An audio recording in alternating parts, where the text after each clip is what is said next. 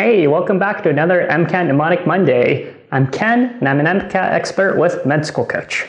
Today, we have a general chemistry mnemonic for you, and it's on the electromagnetic spectrum. For an MCAT, you need to have the order of the electromagnetic spectrum memorized. So if they give you any of these radiations, you should be able to rank them by frequency or by wavelength. Now, the order that we have here is from lowest frequency on the top and highest frequency on the bottom. That means wavelength is the opposite. So we have the longest wavelength on the top and the shortest wavelength on the bottom.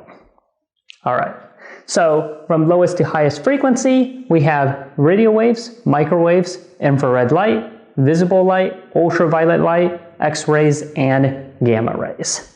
Our mnemonic is raging Martians invaded Venus using X-ray guns. So you can use that to help you memorize the order of the electromagnetic spectrum.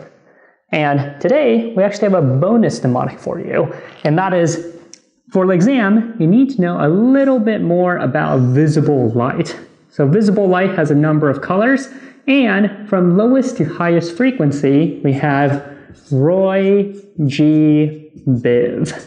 So we use this fictional name, Roy G. Biv, to be able to memorize the order of visible light from lowest to highest frequency. So we have red, orange, yellow, green, blue, indigo, and violet. And this order should make sense because violet is right by ultraviolet and red is right by infrared.